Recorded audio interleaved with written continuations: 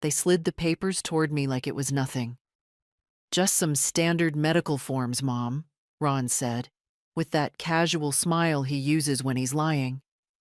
But something about the weight of the envelope, the way Dana watched me from across the table, too quiet, too alert, made my fingers stiffen. I opened the packet, adjusted my reading glasses, and read the bold title at the top: Transfer of Property and Financial Authority. They thought I'd just sign. At 78, with one minor stroke behind me, they must have figured I'd lost my edge. But I was a librarian for 43 years. You don't spend your life reading fine print and forget what words mean. "I'll look it over later," I said, sliding it back toward them. Dana's lips tightened. Ron chuckled, but it didn't reach his eyes. "Sure, Mom, no rush. It started a month ago. Not the stroke. That came and went, thank the Lord. It was the sudden affection, the daily visits, the grocery bags I never asked for, the pills rearranged in neat little organizers. They moved through my home like helpers, but always with too much purpose. Dana started cleaning out the garage without asking. Ron replaced my front door lock for safety, and they never left me alone with my phone for long. I live in the same one-story house in Western New York my husband and I built in '72. William passed 12 years ago, right in the den, in his favorite chair. Heart, quick. We raised 2 boys here, though one moved away long ago and stopped calling altogether. Ron stayed nearby, close enough to help as he always said, but he rarely did. Not until recently. They keep saying the same words: safety, comfort, peace of mind. I hear what they're avoiding. They want me elsewhere. A facility, maybe. Or they want this house, the one with no mortgage and a decent plot, walking distance from the lake. Dana's been browsing real estate apps when she thinks I'm not looking. Last week, they brought up power of attorney over soup. I was stirring my spoon while Ron explained how it's just in case something happens. Dana passed me a pen like it was a napkin. That time I laughed it off. But today, with that envelope on my kitchen table and their expectant faces, it felt different, urgent, a little desperate. After they left, I made myself tea, sat in my chair near the window. The house was quiet again, finally, but it didn't feel like peace. It felt like waiting, like something had shifted in a way I couldn't undo. I looked at the envelope again. The title stared back, cold and deliberate. No mention of doctors. No mention of health. Just a quiet attempt to empty my hands of everything I'd built. I thought of the rose bushes William planted out front, how he always trimmed them just so every spring. I thought of the dent in the kitchen counter where I dropped a skillet the year Ron broke his arm and screamed so loud the neighbors came running. Every inch of this place holds something. They think it's just a house. At 2:00 p.m., I called Marion, my old neighbor and bridge partner. We hadn't talked since I got out of the hospital. She picked up on the second ring. "Iris? Oh, honey, how are you?" "Fine," I said. "Just wondering if your son's lawyer still does elder care documents." She paused. Then her voice changed. "Yes. You want his number?" I wrote it down. I didn't explain. I didn't need to. Women our age know when something's gone sour. I spent the rest of the afternoon going through my files. Property deed, bank statements, insurance, William's old will. I may have moved slower than I used to, but I still knew exactly where everything was. Order was my armor. At dinner time, I made myself half a sandwich and watched the sunset from the porch. A car passed by slowly, Ron's. He didn't stop, just circled the block and kept driving. They think I'm soft, easy, alone. They don't remember the woman who once organized a school lockdown, because a parent forged a document. They don't remember that I read everything. Twice. Tomorrow I'll call the lawyer. The first time Ron started showing up unannounced, it was with a pie. Store-bought, of course. Cherry. He set it on the counter like it meant something. "Thought you'd like a treat," he said, peeking around the kitchen as though he hadn't stood in that room since Easter. That was 2 months after the stroke, when I'd just started walking steadily without the cane. I'd already been feeling the shift. My body, my balance, the way my thoughts sometimes paused mid-sentence. Nothing dramatic, just off. Like a painting slightly tilted on the wall. But that didn't mean I'd turned into a fool. He came the next day with D batteries for the flashlight drawer. The day after that, it was a new set of sheets. "Softer for your skin," Dana chimed in. Then came the blood pressure monitor. I thanked them. I even used it once or twice. But the attention didn't feel like care. It felt like they were preparing something. Dana started bringing over little groceries. "Just extras," she said. But I noticed she'd started rearranging the pantry, throwing out things that were past date, even when they weren't. I found my emergency cash envelope missing from its usual spot behind the cookbooks. When I asked about it, Dana looked surprised. "Oh, maybe you moved it yourself." She said it with such fake sympathy that I nearly doubted my own memory. Nearly. They kept calling it help. Help organizing, help simplifying. But I've never once asked for help with my life. One afternoon, I came into the living room and found them going through the file cabinet. "We're just sorting the insurance papers," Ron said. Dana was holding the folder with my will inside. I told them I'd handle it myself. Dana smiled and backed away. Ron chuckled, said I was still as sharp as a tack. But he didn't meet my eyes. A week later, they brought up the idea of hiring a part-time nurse. Just a few hours a week, they said. I asked why. Dana shrugged. "It's just safer. What if something happens while you're alone?" I've been alone for over a decade. Nothing happened. They asked about installing security cameras next. Then one morning, Ron handed me a piece of paper and said, "The doctor's office just needs you to sign this so we can coordinate care." I looked at the bottom of the form. No doctor's name, no clinic letterhead. Just vague language about consent and authorization. I handed it back. "It's okay," I said. "I still manage my own care." That was when Dana stopped smiling as much. My neighbor's cat wandered onto my porch one morning, and as I bent to offer it some tuna, I felt a sting in my hip, a small pain. Nothing serious, but I knew what it would become if I told them.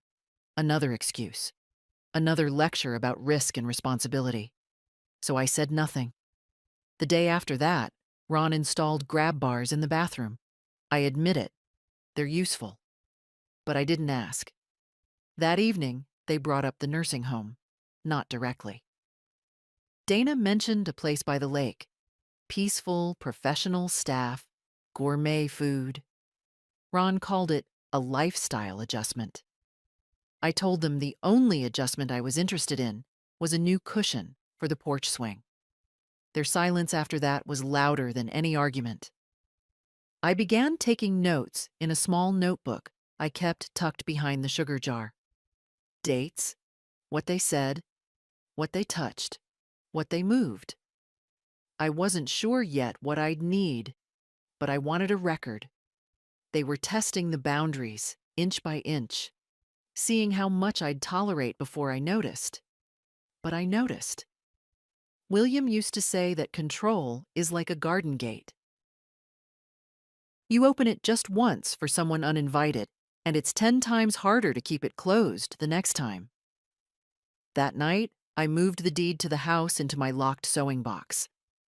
I changed the lock on the back door. I started leaving the hall light on when I slept. I didn't feel paranoid. I felt prepared. They want to play polite. They want to wear me down with smiles and convenience, but I know how things are taken. Not all at once, but little by little.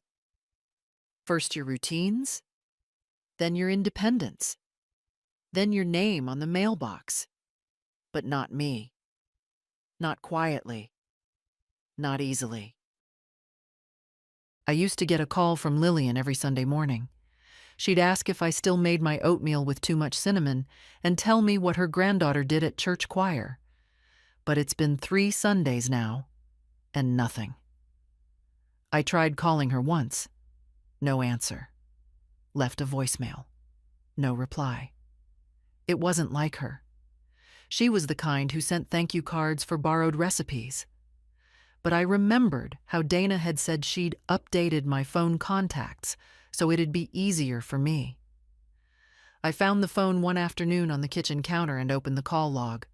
Ron, Dana, pharmacy, Ron again. No Lillian, no Marion, not even my hairdresser. I checked my voicemail settings. The box was empty. The greeting wasn't my voice anymore, just a generic robotic tone. I stood there with the phone in my hand, heartbeat ticking in my ears. Quiet theft comes in many forms. That same week, I stopped receiving the local paper. Ron said he canceled it for me because the ink smudges too much and the website's better. I told him I liked the ink. He shrugged. No one reads paper anymore. I do. They also took my car in for maintenance. That was 3 weeks ago. Ron said something about needing a special part. Then Dana mentioned how much safer ride shares were. She even showed me an app, but I haven't had the car keys since. I checked the garage once at night. Empty. They hadn't taken it to the shop. They'd taken it away. When I asked directly, Ron said, "It's just temporary, Mom. We don't want you driving after the stroke, that's all." I wanted to say, "You don't want me doing anything." But I kept my voice even. I still have a valid license. He didn't answer, just rubbed the back of his neck and said something about long-term planning. I've lived alone since William passed, but I never felt truly lonely until lately. It's not just the silence. It's the watching. The way Dana lingers after she brings groceries. How she looks around like she's taking inventory. The way Ron answers my phone before I can reach it if it rings while he's here. I saw her one day, flipping through my mail. She didn't even flinch when I walked into the room. "Oh, just sorting out the junk," she said. "I'll decide what's junk," I replied. I started keeping the mail in my bedroom after that. They began hinting at the next phase. Dana said it like she was announcing a vacation. Somewhere calmer, with help around. Maybe by the lake. You'd still have your own room, of course. I looked at her for a long moment. "This is my own room." She smiled as if I'd missed the point entirely. That night, I opened the locked drawer in William's desk and pulled out the documents we'd once prepared but never finalized. The updated will, the medical directive, the contingency trust fund for emergencies. I laid them out carefully on the dining room table. I made a list of questions. I wanted to be ready when I met the lawyer. The lawyer's name was Judith Caldwell, Marion's son's colleague. I called the next morning and scheduled a visit for Friday. I told Dana I had a dentist appointment. She offered to drive me. "I'll manage," I said. She hesitated. "You sure?" I nodded. "Yes, dear." There's a kind of smile people give you when they're already imagining your absence. I saw it on her face then, like she was talking to a houseplant she expected someone else to water soon. By Wednesday, they'd started bringing pamphlets. Not directly to me, just left on the kitchen counter.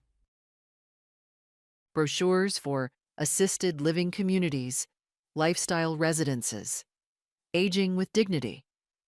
I gathered them up and put them in the trash under the coffee grounds. Ron fished them out later and left them on my nightstand. Subtle, they're not. But neither am I. That night, I called Lillian again. She picked up this time. Iris? Her voice was breathless. Oh my word, I've been trying to reach you. I thought something happened. It almost did, I said. We talked for nearly an hour. She told me Dana had called her, said I was recovering and needed rest, and they were minimizing calls to reduce my stress. I felt heat rise up my neck. Lillian said she'd been worried, but didn't want to push. I told her firmly, push next time. Before we hung up, she said, "You sound like yourself again." I am myself, I said, and I'm not going anywhere. There's a peculiar coldness in being spoken about in the third person while you're still in the room. It happened last Thursday. Dana was on the phone with someone, probably her sister or one of her networking friends, and she said, "Iris is starting to get confused. We're just trying to make the transition gentle." I was sitting 5 feet away, peeling an apple. "Transition?" I asked. She didn't flinch, just held up a finger like I was interrupting a thought more important than my existence. That night, I wrote the word transition in my notebook, underlined it twice. Then I added a line beneath. They've already decided I'm leaving. They just haven't told me when. The next morning, Ron showed up with a printout from some online doctor, someone who'd never seen me, never examined me. It was a wellness assessment based on a questionnaire Dana had filled out. Just preliminary, he said. But it supports what we've been seeing, some cognitive slippage, signs of early executive decline. He said it gently, as though the softness of his voice could hide the slap of his words. I looked at the paper. Did the doctor speak to me? Ron blinked. No, but Dana gave a detailed history. I'm still here, I said, and I can speak for myself. He nodded, but I could see it. The way he thought my words were just more proof. Every sentence I formed was being weighed not for meaning, but for signs of unraveling. They don't listen to you once they think you're fading. They just watch, waiting to be proven right. That afternoon, Dana brought in a new lamp for the bedroom. Brighter, she said. Easier on your eyes.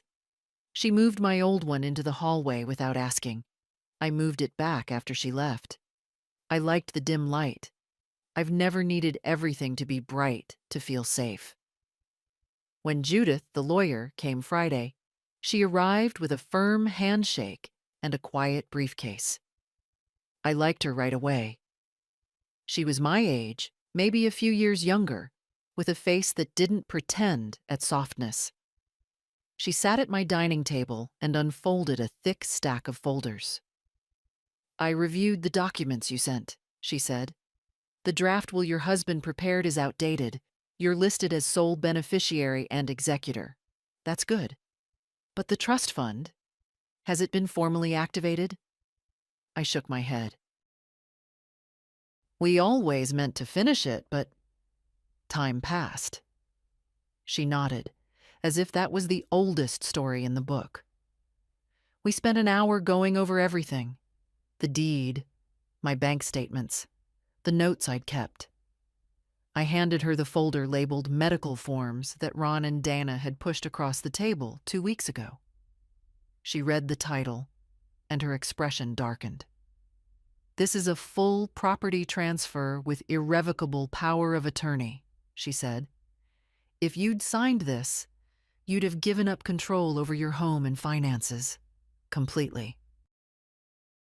I felt the knot in my chest tighten, then loosen. They called it a medical release, I said. She looked up. That's fraud. Manipulative at best, but bordering on something criminal. We discussed next steps. New will.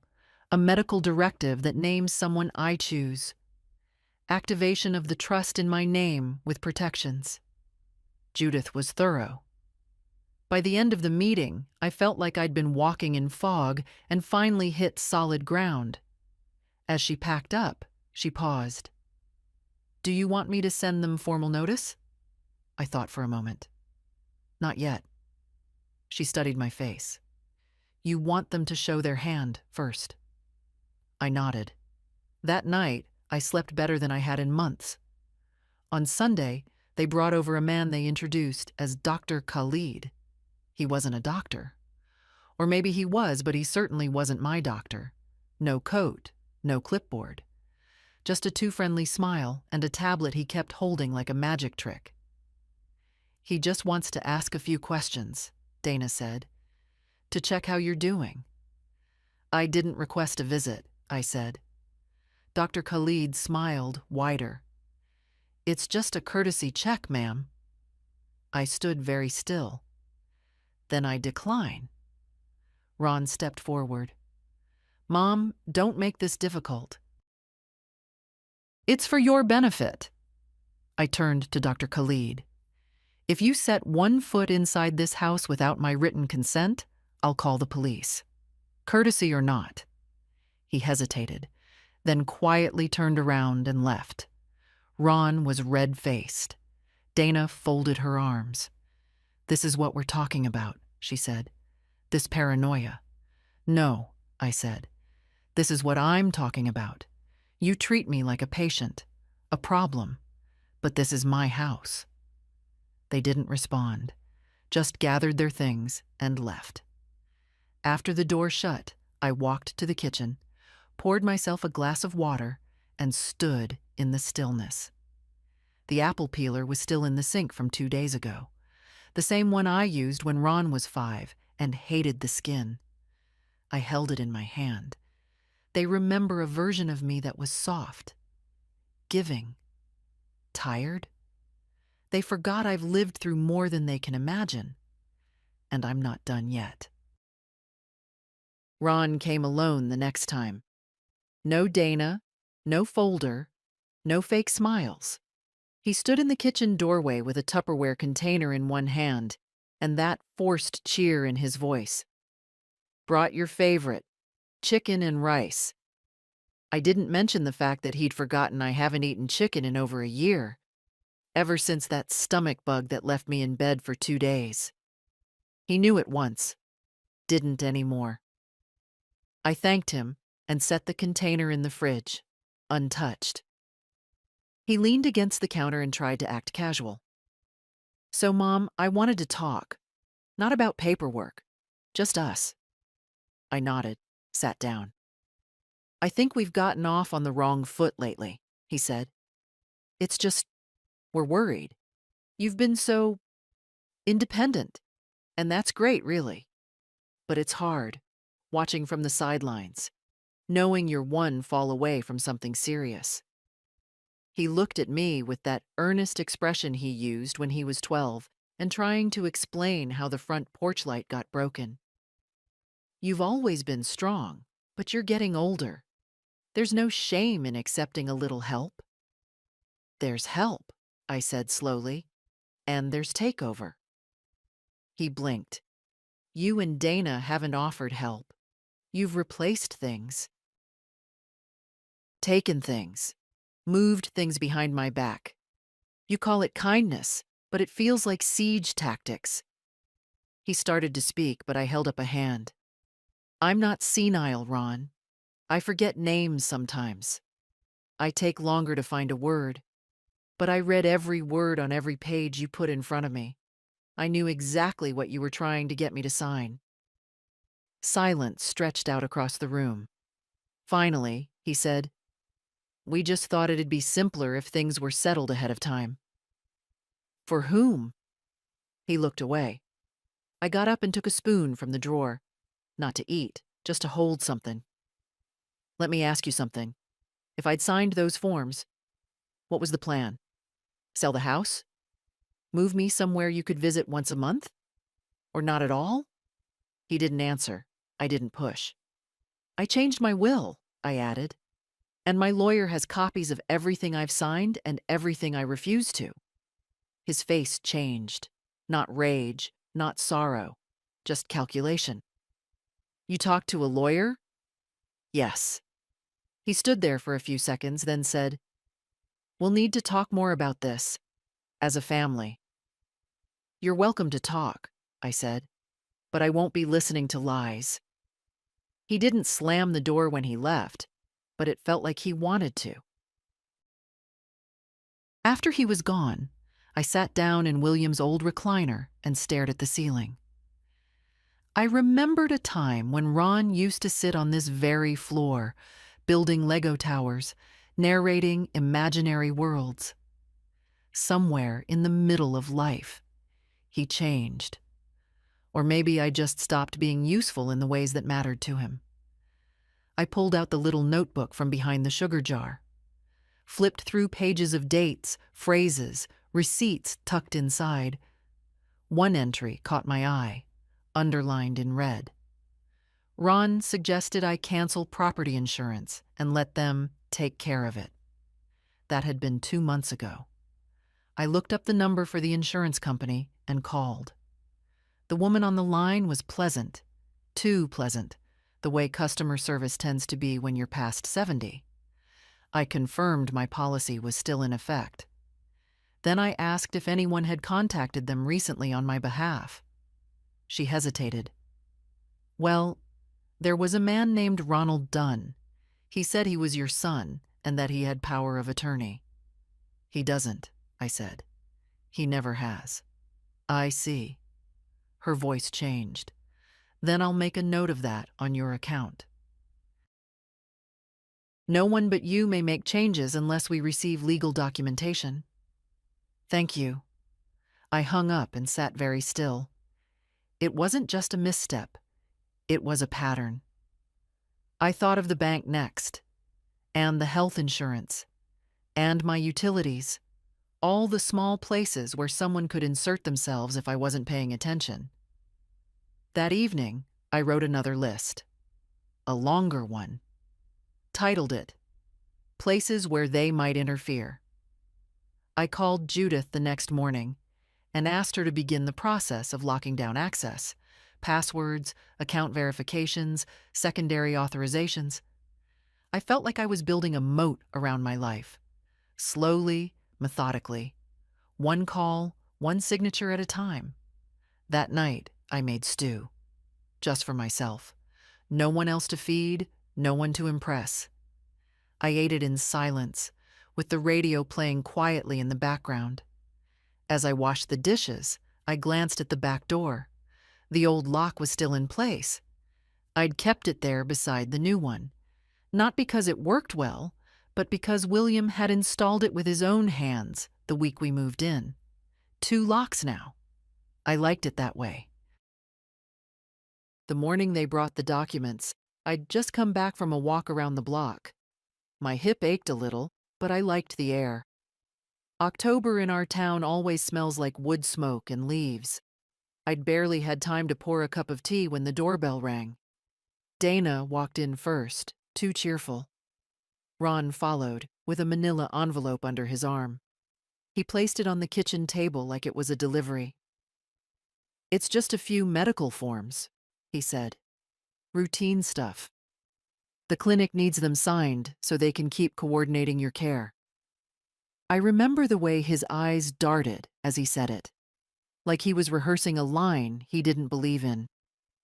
Dana busied herself opening cabinets, pulling down mugs as if it were her kitchen. I sat, opened the envelope. 3 pages. The first one looked ordinary, name, date of birth, insurance info. But the second page had a heading in bold, "Transfer of Property and Financial Authority." Not small print, not buried in clauses, just sitting there in the open like it thought it could pass as innocent. I didn't blink.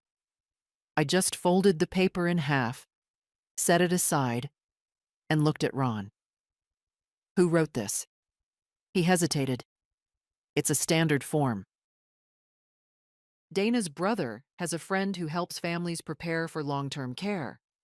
It says here, I relinquish ownership of my house and give power of attorney to you. Well, yeah, but it's just in case of an emergency, he said quickly. It's not like we're going to use it.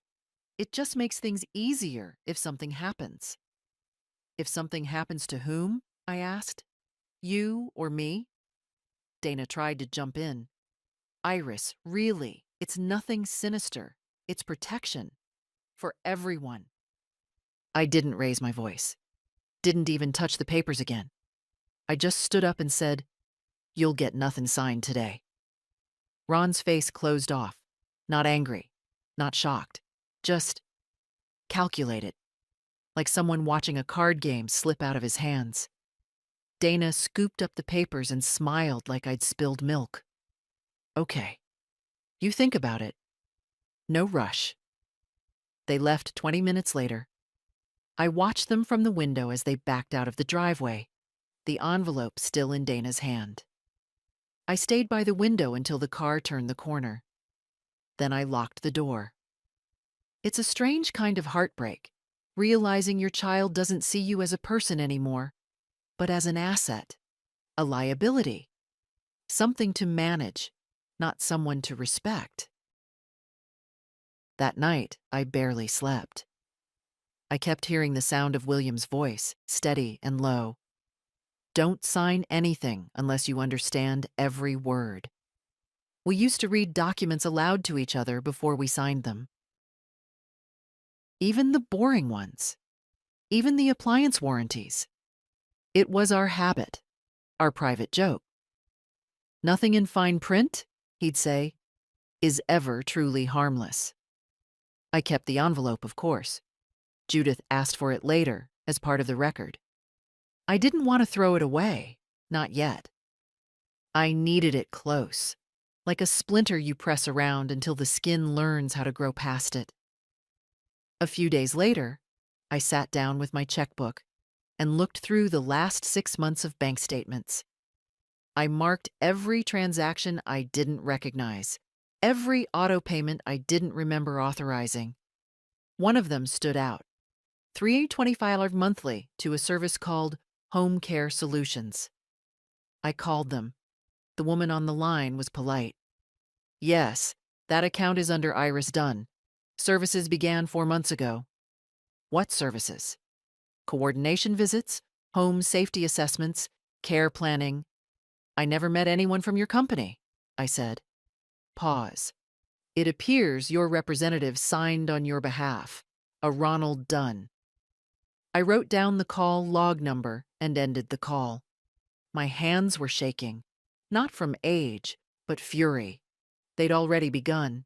They hadn't needed my signature. They'd just pretended to have it. I told Judith everything. She was quiet, then said, We'll handle this. You're not alone. That sentence cracked something open in me. I didn't cry. Not then, not yet.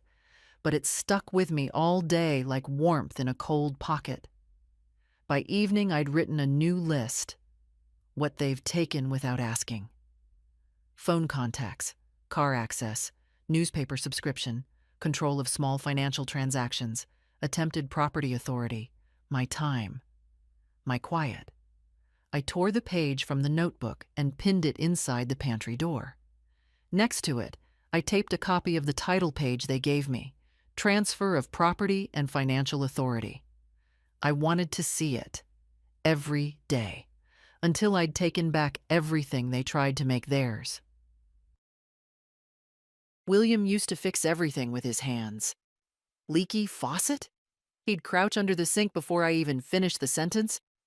Broken chair leg? Out came the glue and clamps. He wasn't quick, but he was steady. That was his way. With wood, with people, with life. After he died, the silence in the house wasn't just quiet. It was empty. Not the peaceful kind of quiet where you sit with your tea and think. It was the kind that made you forget which room you were heading to. The kind that settles in the baseboards. He's been gone 12 years now, but I still speak to him. Usually in the mornings, when I pass his photo on the mantel. Lately, it's been more than just good mornings. Lately, I've been asking, what would you do now, Will? That's what I asked the night after they tried to make me sign. I stood in the living room, the lamp casting soft light over the framed pictures. Our wedding, the boys as toddlers, Will in his flannel jacket in front of the shed he built. What would you say to your son if you saw what he's become? I whispered. He wouldn't have raised his voice. He never needed to. He had this way of going very still, and you'd feel worse than if he'd shouted. Ron loved his father, adored him. As a boy, he'd follow Will like a shadow, always asking to help. Let me hold it, he'd say, tugging on Will's sleeve as he hammered or dug or painted. Let me try. I remember the night Will had to tell him we couldn't afford a trip the other kids were taking. He sat him down and explained every number, every cost, like he was talking to a grown man, not a sulky 12-year-old. We don't hide things in this family, he said. Not truths, not money, not love. That line echoed now. We don't hide things. Ron's been hiding plenty. It was Will's voice I heard in my head when I called Judith the next morning and said, I want to move forward. All of it. The trust, the directive, the restrictions. Let's make it real. She didn't ask questions. She just got to work. Over the next week, I signed documents, real ones I read word for word. I set up an irrevocable trust in my own name, named my lawyer as co-trustee, designated medical power of attorney to someone I actually trust, my neighbor Marion's daughter, Liz, a nurse who checks on me out of kindness, not inheritance. I moved a portion of my savings into a separate account under the trust. Added safeguards. Passwords. Written notice required for any withdrawal. Judith made sure everything was clean. At the end of the last appointment, she looked at me and said, You know, most people your age don't push back. They let things happen. I folded the signed forms, placed them in my purse. I spent 43 years teaching kids to read between the lines, I said. Now I'm finally doing it for myself. That night, I opened the sewing box where I kept the deed and the family documents and moved them all to the new fireproof lockbox I'd had Judith bring me. I set it under the bed, too heavy for Dana to accidentally move. I made tea. I pulled out Will's photo and set it beside my cup. They tried to play me, Will, I said aloud. Tried to smile and lie and take what's ours. The picture didn't answer, of course. But I didn't feel alone. Not anymore. Something inside had snapped back into place. I'd spent the last few years drifting, giving too much grace, accepting too little warmth. But I remembered myself now. Who I'd been before the stroke, before the quietness, before the world started treating me like a half-finished sentence. I was whole, still standing, and I wasn't done. Judith met me at her office on a rainy Tuesday morning. The kind of rain that makes the air smell like old copper and moss. I brought my umbrella, my purse, and a canvas tote with every document I'd collected, every receipt, every copy, every little thing Ron and Dana might pretend I'd forgotten. Judith was already waiting. Her desk was clear except for a thick folder and 2 pens neatly laid out. Ready? She asked. I sat down. Let's get this done. We started with the trust. She explained every clause, how my assets would be protected, how distributions would happen only by my instruction, how no one could touch a cent without written authorization. It was written in plain English, not legal fog, and I appreciated that. I initialed every page, signed every final line. Then the new medical directive. Liz was listed as my healthcare proxy. She'd already agreed and signed her portion last week.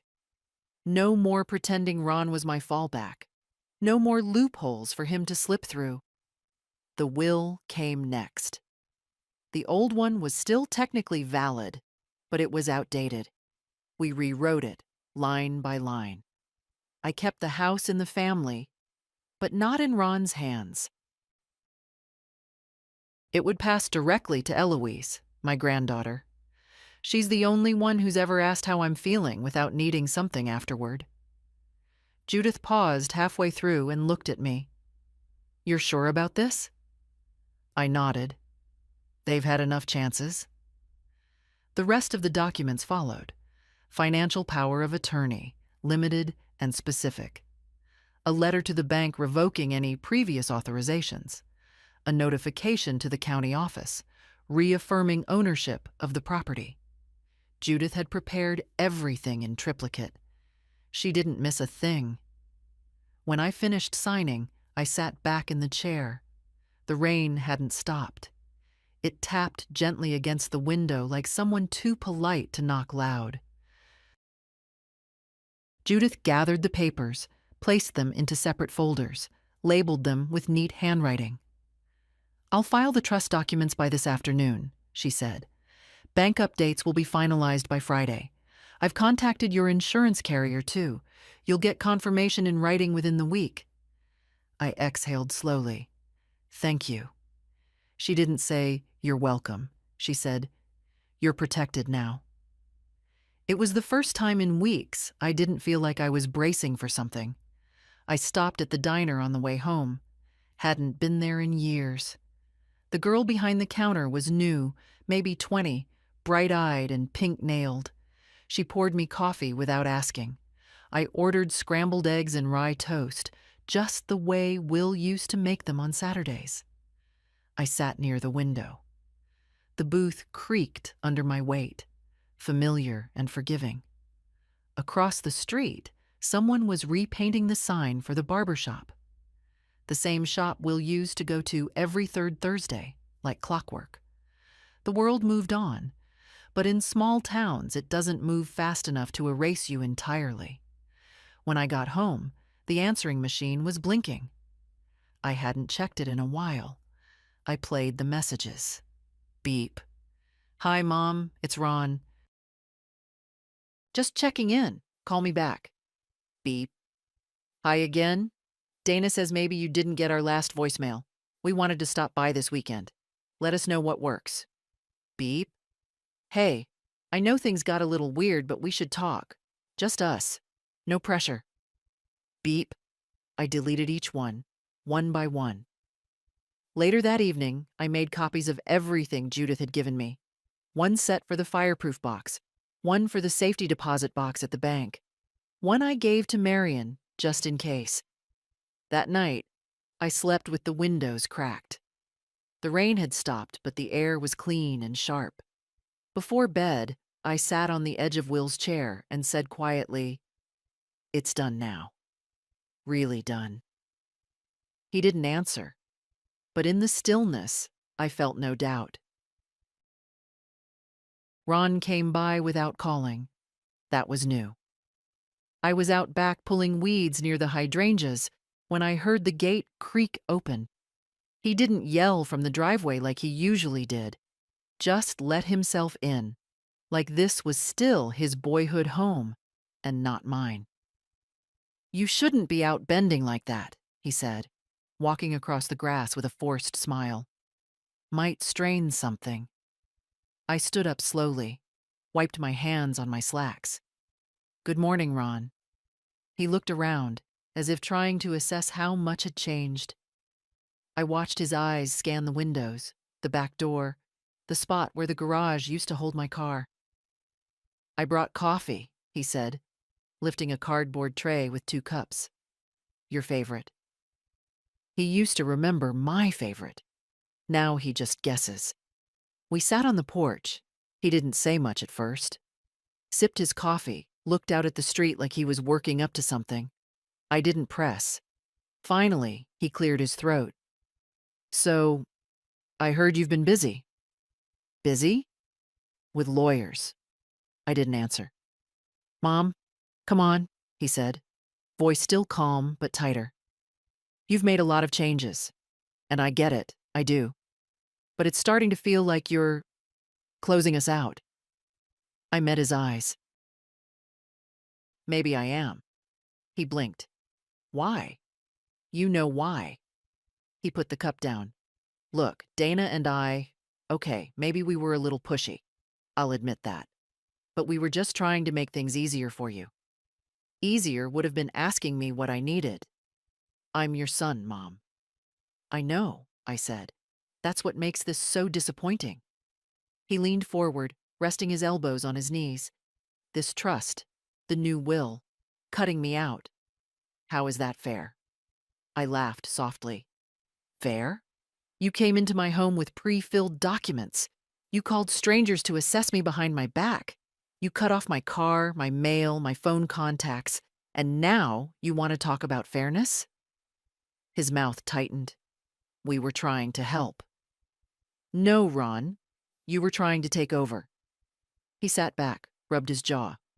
You're angry. I get it. But you're making decisions that affect the whole family. No, I said quietly. I'm making decisions that affect me. And for once, I'm doing it without worrying whether you'll approve. There was a long silence, just the creak of the porch swing and the sound of wind brushing through the trees. You didn't even talk to me before changing the will, he said finally. Did you talk to me before trying to transfer my house? He flinched. I spent my life giving you the benefit of the doubt, Ron. You didn't want to come home for holidays? Fine. You married someone who doesn't like me? Fine. You forgot my birthday 3 years in a row? Fine. I looked out toward the road. But what you did this time, this was different. I was trying to make sure things were in place before they became urgent, he said. That's all. No, Ron. You were trying to make sure I couldn't say no. He looked away. I didn't raise you to be this person, I said. But maybe I enabled it. Maybe I gave too much for too long. Maybe I made it too easy to take me for granted. He stood up then, as if the weight of the conversation had become too much to sit through. So what now? You just cut me out? I've protected myself, I said. That's all. You're still my son. That won't change. But you won't be managing my life, or my home, or my money. He looked at me for a long moment. There was something in his eyes. Hurt, maybe. Or just the realization that the version of me he thought he could handle was gone. Then he said, This is going to make things hard. They were already hard, I replied. You just didn't feel it because I absorbed all the weight. He nodded once. Not agreement, just acknowledgement. I'll be in touch, he said, and walked down the steps without another word. After he left, I sat alone for a while, holding the untouched coffee cup. The wind shifted. The porch swing moved just a little, enough to remind me of Will's presence, like he'd gotten up for a second and would be back. I sat very still, listening to the quiet. And for once, I didn't feel afraid of it. Eloise came on a Thursday, just after lunch. I heard her car pull up, still the same little hatchback she's had since college. She knocked gently, even though she had her own key. I appreciated that. Grandma? She called, peeking in through the screen door. It's just me. She always says that, like I'd be disappointed if it were someone else. I waved her in from the kitchen. She looked tired around the eyes, the way young people do when they've been holding too much without letting anyone see. I brought muffins, she said, holding up a paper bag. Blueberry, not the dry kind. I smiled. You remembered. She followed me to the table and sat down, twisting the paper around one of the muffins but not eating it. We made small talk for a few minutes. Her job, a course she was thinking about taking, a co-worker who keeps mispronouncing her name. But I could feel something under her skin, like she was waiting for permission to ask. "Dad's upset," she said eventually. I nodded. "I know. He says you're angry at him, that you're making decisions out of spite." I looked at her. "Do I seem spiteful to you?" "No." She hesitated. "You seem tired." "But clear." I reached across the table and touched her hand. "That's about right." She took a breath, then let the words come quickly. "He told me you changed the will, that you're moving things around, locking him out of your finances. He doesn't understand why. And honestly, I didn't either. Until last week." I stayed quiet. "I came over to drop something off," she continued. "He and Dana didn't realize I was there yet. I heard them talking about you, about the house, about timelines. Dana said something about getting it done before the holidays." She paused, looked down. That's when I understood. I felt a familiar mix of grief and gratitude. The grief of being spoken about like an inconvenience. The gratitude of having one person still willing to see me as myself. "I'm sorry I didn't notice sooner," she whispered. "You didn't do anything wrong," I said. "You're not responsible for their choices." She finally took a bite of the muffin, chewed slowly, thoughtfully. "Did you really change everything?" she asked. "I did," I said. "New trust, new directive, new will. You're the only family member who's named anywhere." She froze. "Grandma, I didn't—" "I know. You didn't ask for it. That's why it's you." She looked like she might cry, but didn't. Instead, she reached for my hand. "I don't care about the money. I just don't want you to be alone in this." "I'm not," I said. "Not anymore." We sat in silence for a while, the kind that doesn't press. She helped me wash a few dishes after, even though there weren't many. She dried each one carefully and put them exactly where they belonged. Before she left, she turned at the door. "Are you scared?" she asked. "Yes," I said. "But not of them. Just of how much I let pass before I said no." She nodded. "Do you want me to come next week?" "I'd like that." She leaned in and hugged me, tighter than she used to. After she left, I stood at the window and watched her drive away. Then I went to the hallway closet and took down the dusty box marked Christmas lights. Not because I planned to decorate, just to remind myself that there were still seasons ahead worth claiming. Not everything would be about defense. Some things, eventually, could still be about joy. The bank teller knew me by name. Her badge said Carla, and she'd been there long enough to remember when William used to come in with a pocket full of loose checks and a list scribbled on the back of an envelope. "How are you today, Mrs. Dunn?" she asked, smiling like she meant it. "Ready to clean house," I said. She tilted her head. "Anything specific?" "I need to revoke every third-party authorization on my accounts, effective immediately, and I want full documentation." She blinked once, then nodded. "I can help with that. Do you have your ID?" I handed it over. My fingers didn't shake. I thought they might, but no. I was steady. She pulled up my records. "You've had this account since 1975. "That's right." She frowned slightly. "There's a note here about a shared access form." "Ronald Dunn?" I nodded. "I didn't sign that. He submitted it without my knowledge." Her fingers paused over the keyboard. Then she gave a short nod and printed out a form. "You can revoke it right now, in writing." I signed. Dated. She stamped it. Would you like to set a verbal password on the account going forward? She asked. Yes.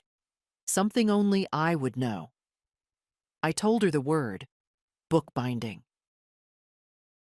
William and I used to joke that if life ever got complicated, we'd run off and start a bookbinding shop in Vermont. Somewhere quiet, where nothing mechanical could reach us. Carla entered the password into the system. I'm also moving half of my balance to a new trust account, I said, under the name Judith Caldwell, co-trustee. Carla nodded again, efficient and calm. No questions, no hesitation, just action. It took an hour to finalize everything. When I left the bank, the sun had come out in full. I walked a little slower than I used to, but my steps felt firm. On the way home, I stopped at the pharmacy. Not for medicine, I had plenty, but because I wanted to speak to the manager. He came out from the back, wiping his hands on a towel. Mrs. Dunn, all good with your prescriptions? Mostly, I said. But I want to confirm something.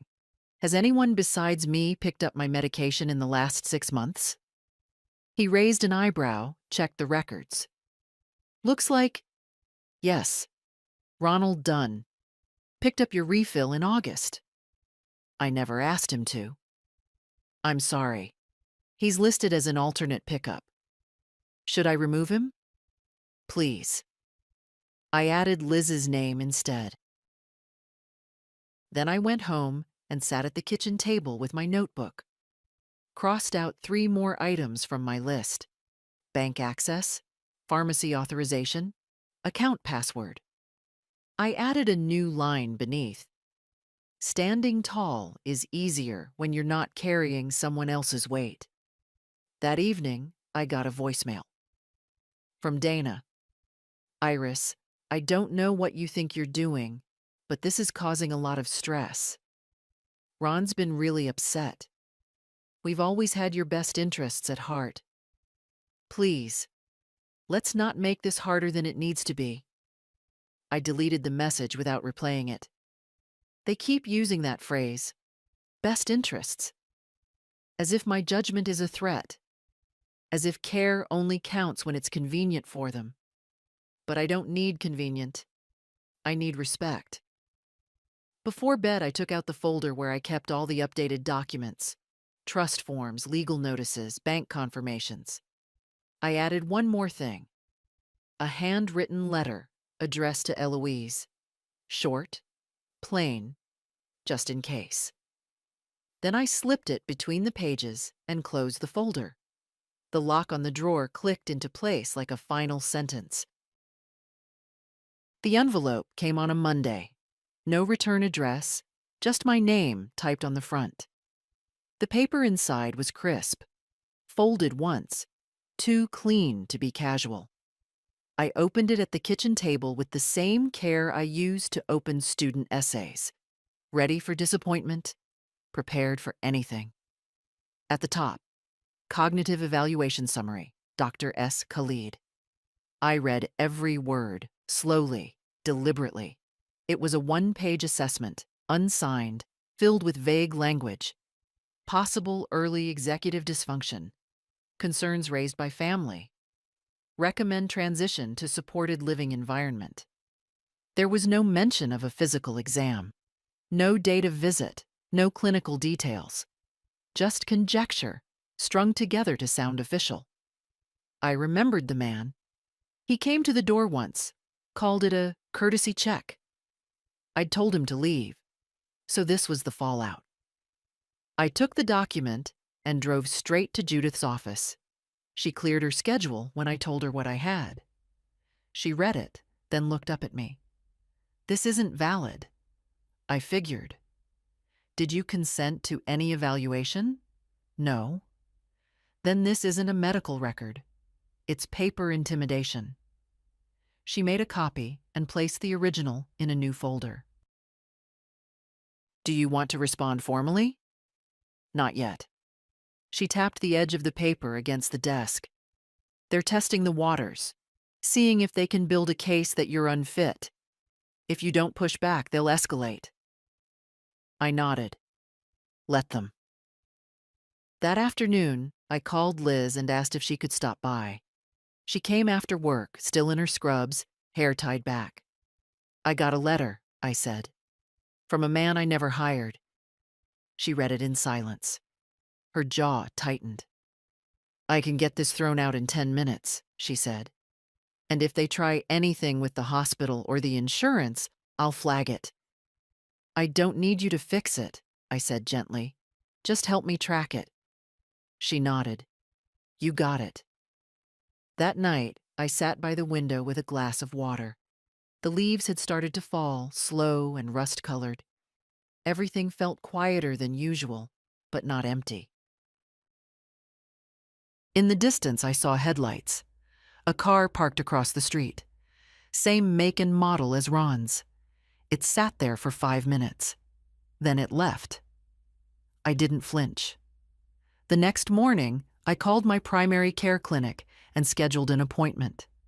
Not because I felt unwell, but because I wanted a real doctor to document exactly how well I was. Dr. Everett greeted me with warmth. She'd seen me through the stroke, the recovery, the slow return to strength. She listened without rushing, asked real questions, took notes. At the end of the visit, I asked her one thing. "Can you write a statement confirming I'm competent to manage my affairs?" She looked at me over her glasses. "Yes," she said, "and I'll make it formal." I left with a signed letter on official letterhead. Dated, notarized, clear. Judith smiled when I handed it to her. "We'll keep this on record. Next time they try something, we won't just respond, we'll counter." That night, Dana called. I didn't pick up. She left a voicemail. "Iris, we're really worried. That doctor, he said some things that made us question whether you're really yourself anymore. We don't want to take legal steps, but we will if it means protecting you." I listened once, then again. I wrote down her words in my notebook, word for word. Then I picked up the phone and called Judith. "Let's send a cease and desist," I said. "Already drafted," she replied. Later, I walked out onto the porch. The air smelled like rain and wood. I sat in Will's old chair and let the silence settle. They thought I'd be scared, that I'd doubt myself. But I've lived too long and lost too much to mistake manipulation for concern. They want control. What they'll get is consequence. The envelope I sent was plain. No dramatic fonts, no threats. Just my name in the corner, a formal letterhead from Judith's office, and the exact words needed. No more, no less. We mailed 3 copies. One to Ron, one to Dana, and one to the clinic where their doctor had tried to manufacture a crisis. Inside was a cease and desist letter, a statement of my mental and legal competence, and a clear line. All future contact regarding my personal, financial, or medical affairs must go through my attorney.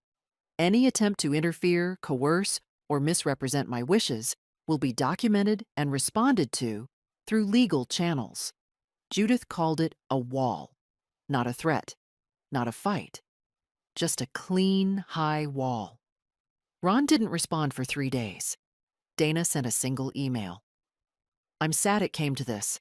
No apology, no ownership, just that familiar brand of guilt painted as disappointment."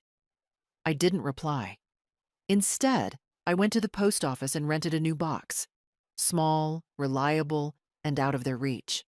I rerouted my bills, my pension statements, my correspondence. The clerk gave me a key, and I held it in my hand for a moment before slipping it onto my ring. One more thing they couldn't touch. I also called the community center and asked about rejoining the library board. I hadn't sat in one of those meetings in almost a decade. But the woman who answered, Jenny, barely 30 by the sound of her voice, lit up when I told her who I was. "We'd be honored," she said. We've been trying to bring back more seniors. They remember the neighborhood differently. That made me smile. We don't just remember it differently, I said. We kept it. The following week, I went to the meeting, wore a pressed blouse, my gray coat, the brooch William gave me on our 35th anniversary. I didn't say much at first, just listened, watched. But when they started discussing literacy outreach, I raised my hand, quietly, calmly. And when I spoke, the room went still, not because I was loud, but because I was clear. Afterward, one of the younger volunteers came up to me and said, "Iris, right? You're not what I expected." "No," I said. "I don't think I am." That weekend, I cooked a full meal for myself for the first time in a while. Real food. Roasted potatoes, green beans from the garden, and trout from the freezer that William caught the year before he passed. I sat at the table, lit a candle. Not for anyone else. Just for me. After dinner, I took the box of old photographs from the hallway closet. I hadn't opened it since before the stroke. Dust rose in small puffs as I peeled back the lid. There he was. William, in his fishing hat. Ron as a boy, holding a frog with both hands. Me, standing in front of the school library, holding a plaque I'd nearly forgotten. I took one photo out and set it on the mantel. It was from a summer picnic. Ron must have been 12.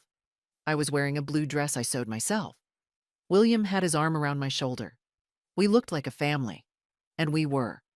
But families shift. They age, fracture, drift. Love doesn't vanish. But trust? Trust can run dry. Now I build new things. Boundaries, routines, quiet joy. Not spite, not punishment. Just shape, clarity. That's what the wall is for. Not to block love, but to give it no place to disguise harm. And if they come knocking again, they'll find a door that opens only on my terms. The letter came 2 weeks later.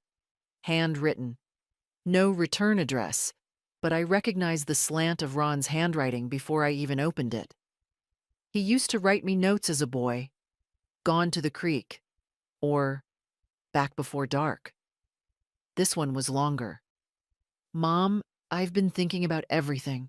The lawyer, the documents, the way we left things. I know you think I crossed a line. Maybe I did. But it didn't come from hate. It came from fear. You had a stroke. You live alone. Dana and I panicked. We didn't want to wake up one day and find out we were too late to help. I know the paperwork wasn't right. I know we pushed too hard. I'm not asking you to undo anything. I just want you to know we weren't trying to steal from you. We thought we were doing the right thing. Maybe it was the wrong kind of love, but it was still love. Ron. There was no apology. Not really. No ownership of how it all unfolded. Just a redirection, as if fear could be an alibi. I read it once, then again. And then I folded it neatly, placed it in a blank envelope, and wrote one sentence in return. Love without respect is not love at all. I sealed it and left it in the mailbox. No extras. No explanations. Just the line I wished someone had said to me when I was younger, before I gave too much for too long. Later that evening, I sat on the back steps with a cup of tea and the shawl Eloise had knitted me for Christmas. The air had turned cool, but I liked it. The quiet wrapped around me like a decision I didn't need to revisit. I thought of all the ways we learned to say no. Some people shout it. Some people cry it. But I've learned the strongest no is a still one. The kind that doesn't shake. The kind that simply stands. Eloise called that night, just to talk. Just because. We spoke about tomatoes. The ones I'd grown. The ones she couldn't keep alive. She asked if I wanted to come to her apartment for Sunday lunch. I said yes. She didn't ask why I hesitated. She just let me say yes. After we hung up, I sat at the dining table and wrote down one more thing in my notebook. The love I protect now is mine. The rest can go. And then I closed the cover. Tomorrow I would bake a pie. Not cherry, peach, for no reason other than I wanted to. I used to think dignity was something you either had or didn't, like a feature of your face or your voice. But now I know it's something you have to rebuild, especially after it's been handled too roughly by people who claimed they were helping. The morning of the luncheon at Eloise's, I stood in front of the mirror and buttoned a blouse I hadn't worn in years. Ivory, with little embroidered flowers at the collar. Will bought it for me at a roadside shop on our anniversary trip to the coast. It still fit. Still smelled faintly of lavender drawer sachets and old cedar. I baked the peach pie the night before, let it cool slow on the counter like my mother used to. Wrapped it in foil and placed it in a basket with a linen napkin folded on top. It felt good to bring something I made, something I chose. Eloise's apartment was small but bright. She'd set the table with real dishes, not the mismatched college plates I remembered. There was a vase with fresh flowers in the middle, zinnias and black-eyed Susans. "You look beautiful," she said, hugging me in the doorway. "So do you," I replied, and meant it. Over lunch, we talked about nothing urgent. No documents, no drama. Just stories. How her cat keeps knocking the alarm clock off the dresser. How I once burnt an entire roast because I was too caught up in a mystery novel. We laughed. Not out of politeness, but out of shared breath. That's what real conversation is. Later, she walked me to my car. The basket with the empty pie dish was light in my arms. "I hope this isn't the last Sunday," she said. "It won't be," I promised. I drove home with the windows open, the wind soft against my cheek. The house welcomed me like it always had, not with silence, but with memory. The chair by the window, the drawer that sticks, the hum of the old fridge. Nothing extravagant, just mine. There was one last thing I needed to do. I took out a fresh sheet of stationery, the kind I used to write thank you notes on. I sat at the table, uncapped my pen, and began. To those who've followed this story, you might be wondering if I regret any of it. The confrontation, the legal steps, the firm lines drawn after years of too much patience. I don't. Because the truth is, when someone tries to reduce you to a signature, a checkbox, a fading version of who you were, they don't get to claim your silence as consent. You don't owe anyone your vulnerability just because they share your last name. And you don't have to wait until someone else calls it serious to take yourself seriously. If you're reading this and you feel that slow erosion of your voice, your choices, your place in your own life, I want you to know you can stop it. Not with rage, not with pleading, but with steady, lawful, unmistakable truth. Stand, not loudly, just fully. And if they call that difficult, let them. I folded the letter and placed it by the front door, beside the bowl where I now keep my keys, the ones no one else copies anymore. Outside, the wind moved through the trees like a quiet applause. I closed the door, and for the first time in a long time, I didn't check the lock. If this story made you feel something, share it. Someone else may need the courage it carries.